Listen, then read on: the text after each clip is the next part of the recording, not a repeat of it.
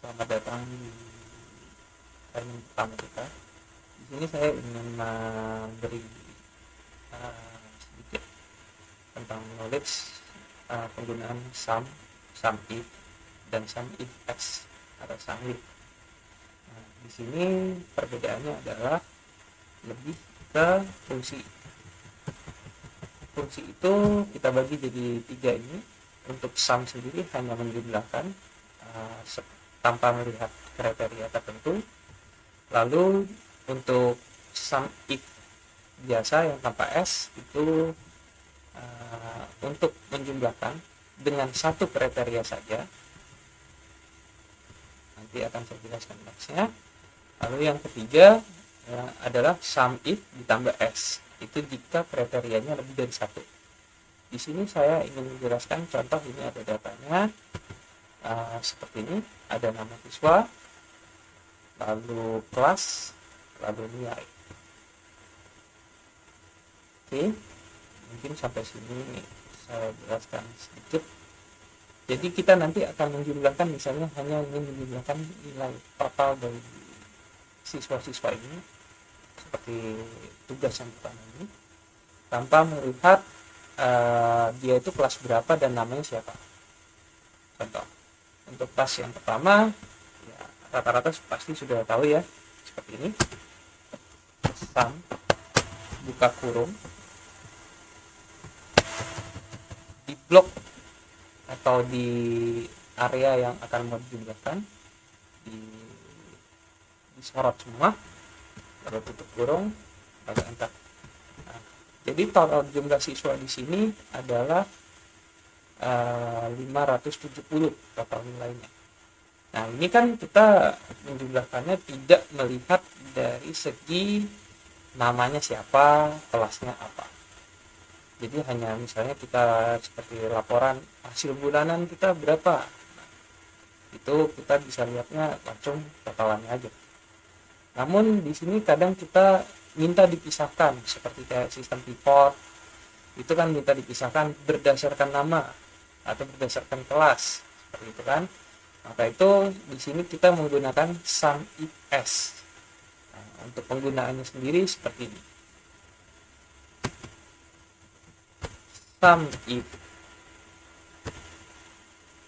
buka kurung, lalu kita blok. Di sini ada keterangannya sum if rank. Rank itu adalah area kriteria tempat mencarinya nanti. Jadi misalnya kriterianya si Anton ini akan dicari di kolom kolom area mana. Contoh ya, range-nya adalah nama siswa.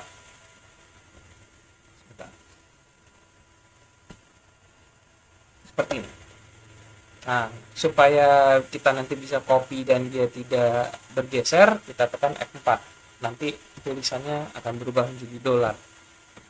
Ada dolar kuncinya. Lalu beberapa Excel akan menggunakan koma, ada juga yang menggunakan titik koma. Kebetulan saya di sini menggunakan titik koma. Lalu kita pilih kriteria yang mau dicari di dalam area itu yang mana. Misalnya di sini kebetulan kolomnya ada di barisnya Anton, maka kita pilih Anton. Tidak perlu dikunci karena nanti kita copy biar dia bisa bergeser juga. Jadi nanti A14, A15, A16. Oke. Lalu sama seperti biasanya, ada titik koma, ada yang koma. Jadi sesuaikan dengan Excel yang kita pakai nanti atau yang Anda pakai. Di sini saya gunakan titik koma, lalu sum rank. Nah, nilai yang akan dijumlahkan jika dia di area ini ketemu namanya Anton. Yang akan dijumlahkan adalah nilai. Maka diblok semua. Seperti ini. Karena nanti juga kita akan copy biar dia tidak bergeser. Nilainya itu adalah nanti C3 dan C9. Areanya tidak bergeser jadi C4, C10 nantinya. Maka harus ditekan F4 lagi. Maka akan ada tulisan dolar seperti itu. Lalu kita tutup kurung seperti ini. Lalu kita enter. Maka nilai si Anton yang terdapat di kolom data, dia akan muncul.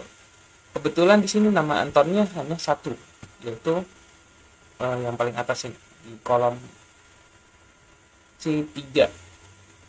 Nilainya akan muncul 80. Nah, bagaimana yang lain? Nah, seperti ini. Oke, setelah kita copy, si Susi nilainya itu totalnya adalah 165. Kenapa 165?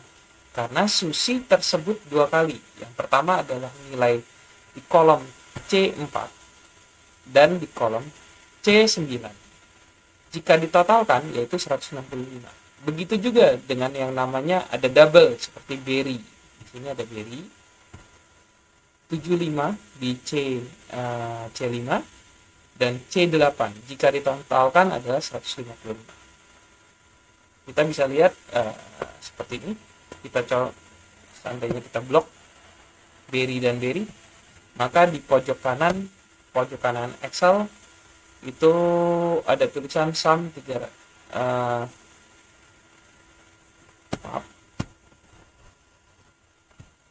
C5 dan C8 kita blok seperti ini, maka di ujung pojok kanan Excel bawah itu ada tulisan sum 155. Jadi sesuai dengan nilai yang ada di kolom Berry pas kedua ini. Oke. Nah, tapi di sini Berry-nya adalah yang satu di kelas 1 dan yang satu di kelas 3. Nah, ini misalnya kita suka di laporan, misalnya hasil mesin lipat shift 1 dan shift 2 dan shift 3.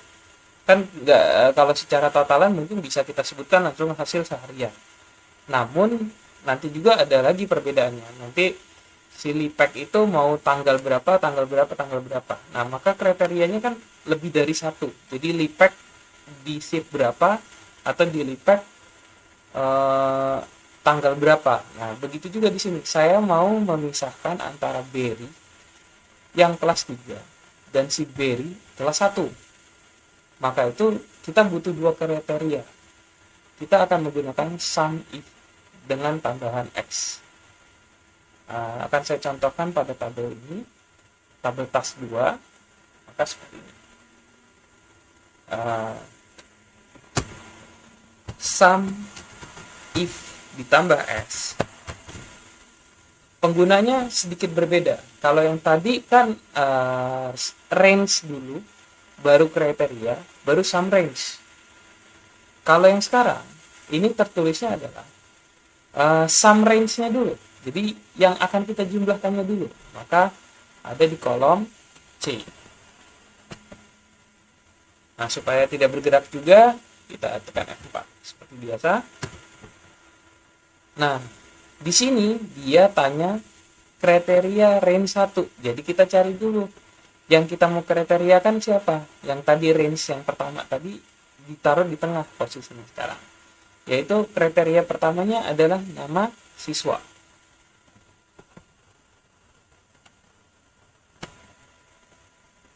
Sama juga kita kunci dulu dengan F4.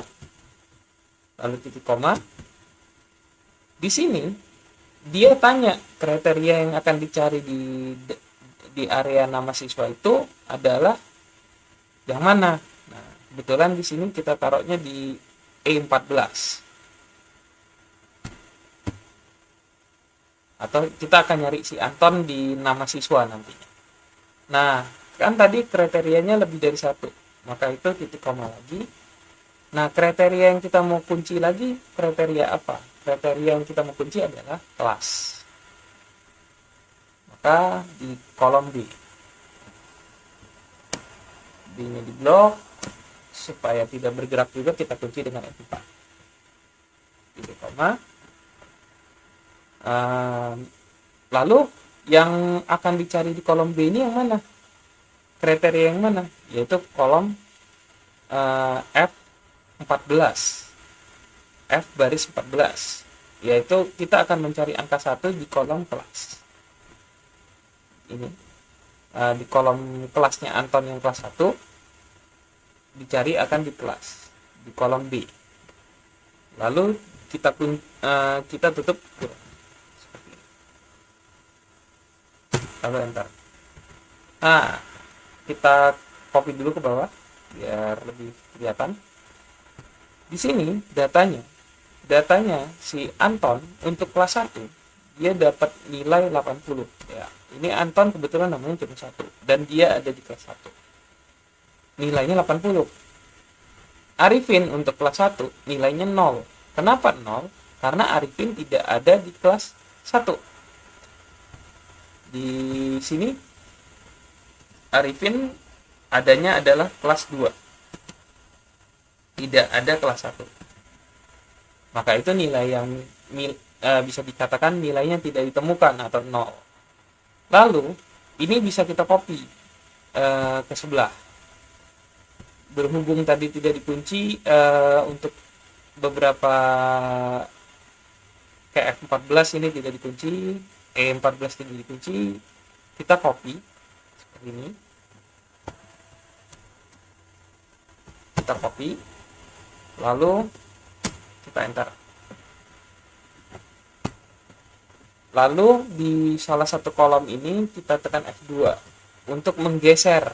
Nah, ini kan posisinya di 80. Seharusnya ini posisinya ada di Anton.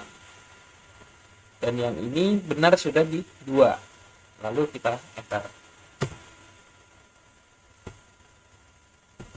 Oke, seperti ini.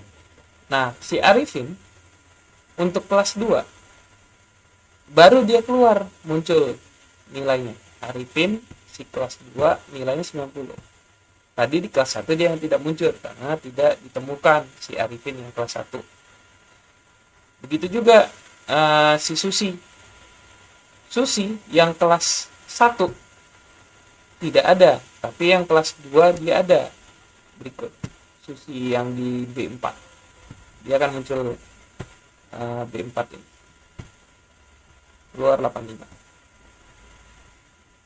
Nah, coba kita tes lagi di kelas yang ketiga.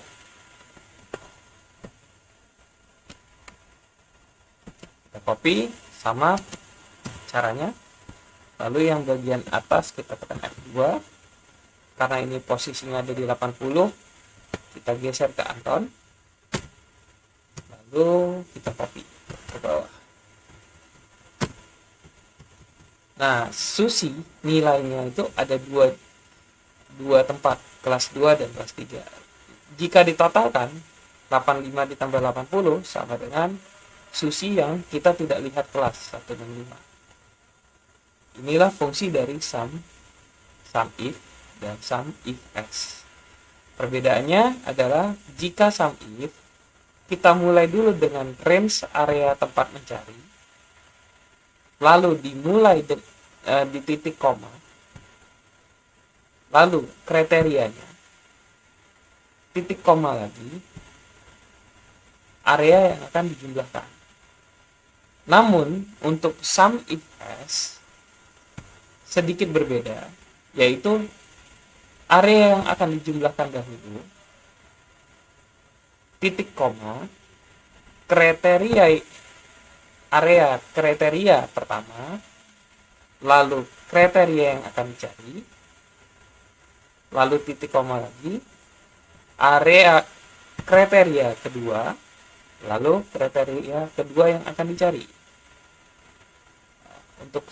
Untuk sampai untuk sementara hanya itu dulu yang bisa saya bagikan. Mungkin nanti akan saya buat untuk video keduanya tentang penggunaan average if dan average if s. Nah, itu sebenarnya penggunanya sama, cuma bahasanya awalnya sum, sekarang average untuk mencari rata-rata. Oke, terima kasih sudah mau mengikuti sedikit sharing dari saya ini. Semoga bermanfaat. Tuhan memberkati.